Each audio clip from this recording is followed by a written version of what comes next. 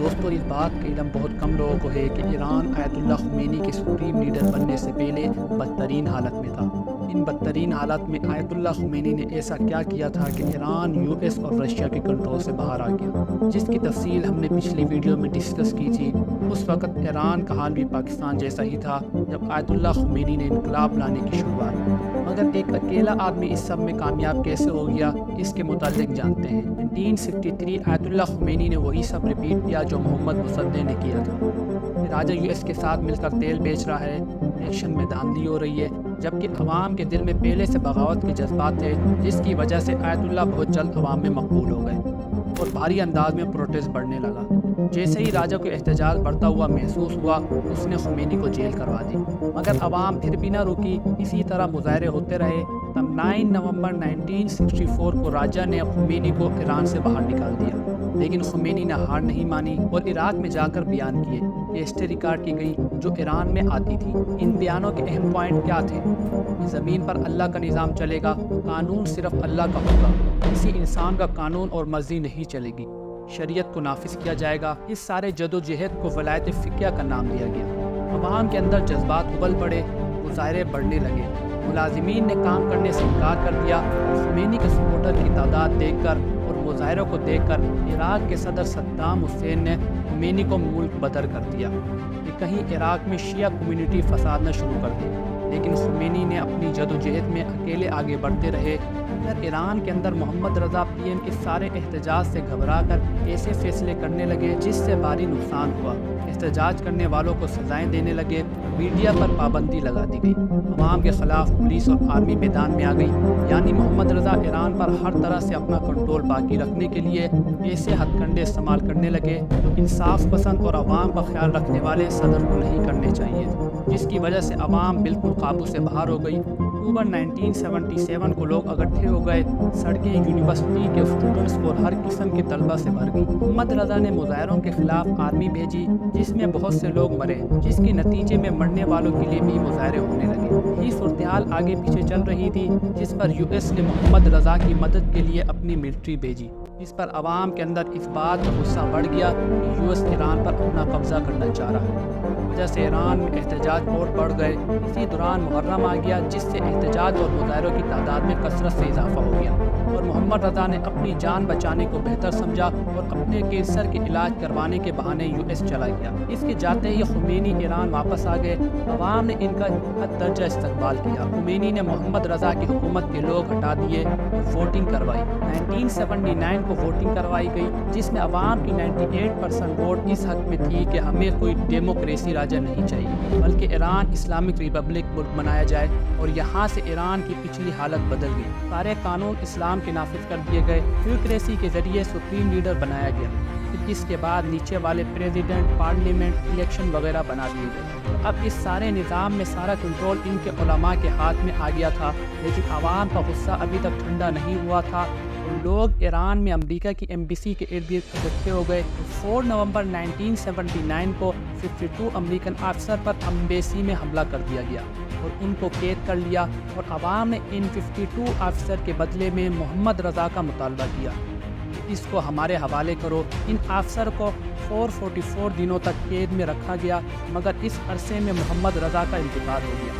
Algeria نے بھیج بھاؤ کر کے ایران سے ان افسر قیدیوں کو نکال لیا۔ اسلامی حکومت قائم ہو جانے کے بعد خمینی نے ایسے بیان دیے کہ ہر جگہ اللہ کا نظام ہو، بادشاہی نظام ٹھیک نہیں، جو بعض ممالک کے لیے تشویش کے باعث تھے۔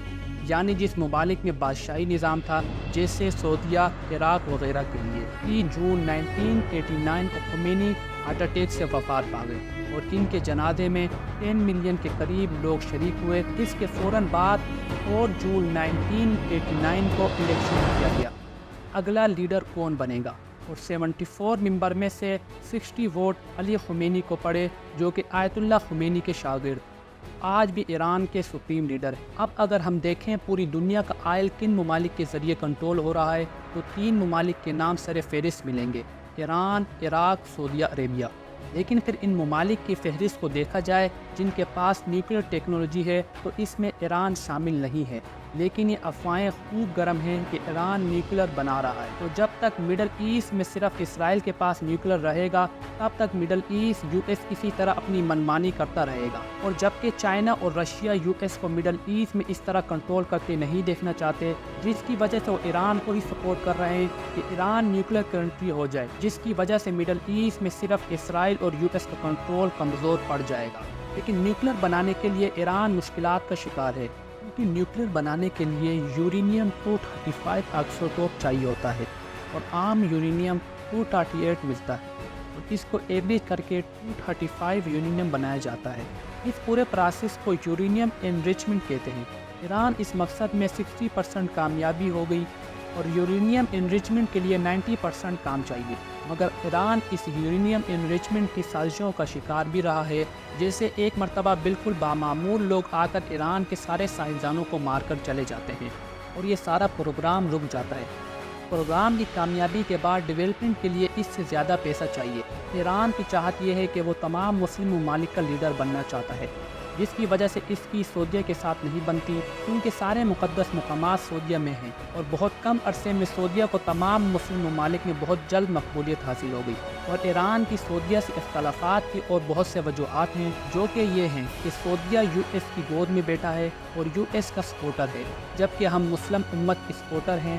اپنی وجوہات کی وجہ سے ایران اور سعودیہ ہمیشہ ایک دوسرے کے مخالف نظر آتے ہیں۔ اسلامک ریولیوشن سے پہلے ان دونوں ممالک کے آپس میں دوستانہ تعلقات جو 1979 کے بعد سے مخالفت میں بدل گئے، اور یہ دونوں ہر جگہ ایک دوسرے کے مخالف نظر آنے لگے، جس کا مظاہرہ ہم ان دو ممالک کے چند ایکشن اور فیصلے کو دیکھ کر کر سکتے ہیں۔ جب بحرین میں کنفلکٹ ہوا تو ایران نے حکومت کے خلاف یورپ کو سپورٹ کیا، اور سعودیہ نے بحرین کی بادشاہی نظام کو سپورٹ کیا۔